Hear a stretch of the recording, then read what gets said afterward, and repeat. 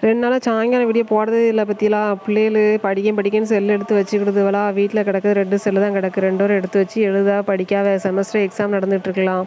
அதனால நமக்கு செல்லே கிடைக்க மாட்டேக்கு. சாயங்காலம் வீடியோ எடுக்கிறதும் இல்ல. சாப்பாடு செஞ்சு சாப்பிட வேண்டியது, படுக்க வேண்டியது. அப்படியா தான் இருக்கு. அதனால வீடியோவே எடுக்கல. இது பார்த்தீங்கன்னா, எங்க வீட்டுக்காரவிய நேத்து வாழைப்பழம் வாங்கிட்டு வந்தாவ. வாழைப்பழத்த பார்த்ததும் எல்லாத்துக்கும் என்ன ஞாபகம் வரும்னு எனக்கு தெரியாது. ஆனா எனக்கு என்ன ஞாபகம் வந்துச்சு தெரியுமா?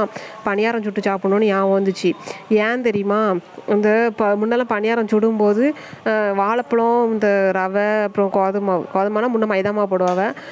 அப்புறம் முட்டை இதெல்லாம் சோடாப்பெல்லாம் போட்டு சுடும்போது அது ஒரு நல்ல ஒரு வாசனையாக இருக்கும். ஆனால் வந்து இப்போ வந்து வாழைப்பழமே நான் அதுக்குன்னு மெனக்கெட்டு போய் வாங்குறது இல்லை. ஏன்னா நம்ம இங்கேருந்து போனால் 1 கிலோமீட்டர் போகணும் வாழைப்பழம் வாங்க.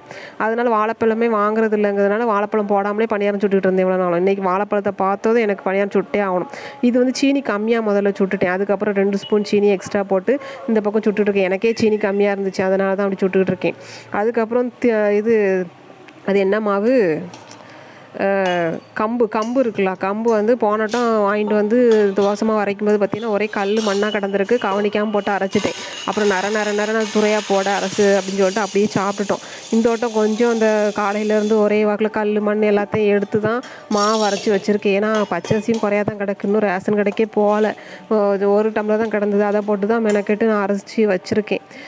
இந்த வட்டம் கொஞ்சம் மண் கம்மியாக தான் இருந்துச்சு. ஏன்னா தோசை சுட்டு பார்த்தாச்சு, மண் ரொம்ப இல்லை. ஆனால் அதுக்கு எனக்கு பிடைக்க தெரியாதா, அதனால் நானே மெனக்கெட்டு உட்காந்து குட்டி குட்டி கல்லாக எடுத்தேன். அது ரொம்ப குட்டி குட்டி கல்லாக கிடக்கு, மணல் மானி. அதெல்லாம் எடுத்து தான் நான் க்ளீன் பண்ணி தான் சுட்டு மாவு அரைச்சேன். அதுக்கப்புறம் இப்போவும் வாரம் நம்ம வெள்ளிக்கிழமை கடைக்கு கோயிலுக்கு போகும்போது சாமாங்க வாங்கிட்டு வருவோம்ல. ஆனால் இப்போ வந்து பெரும்பாலும் வாங்குறது இல்லை. நான் சாமான்களெல்லாம் எங்கள் வீட்டுக்காரையிலே நீங்களே வாங்கிட்டு வாங்க அப்படின்னு சொல்லியிருந்தேன். எடுத்து அவி துட்டு எனக்கு தரமாட்டக்காவ. எனக்கு இப்போ பீடி சுற்றுற வேலையும் இப்போ கொஞ்சம் இல்லை. அதனால என்கிட்ட துட்டு இல்லைங்கிறதுனால அவையிலே வாங்கிட்டு வர சொல்லிடுவோன்னா, இது நேற்று வாங்கிட்டு வந்த ஜாமாங்க தான்.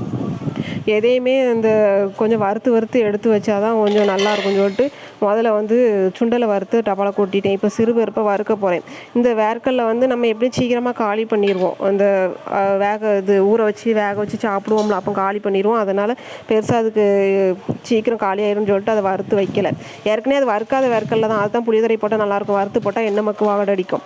மற்றபடி இதெல்லாமே ரவை எல்லாருக்கும் உப்புமா பிடிக்காது. ஆனால் எங்கள் வீட்டுக்காருக்கு உப்புமா பிடிக்கும், எனக்குமே உப்புமா பிடிக்கும். அதனால் நான் சொல்லாமலே ரவை வாங்கிட்டு வந்திருக்காரு.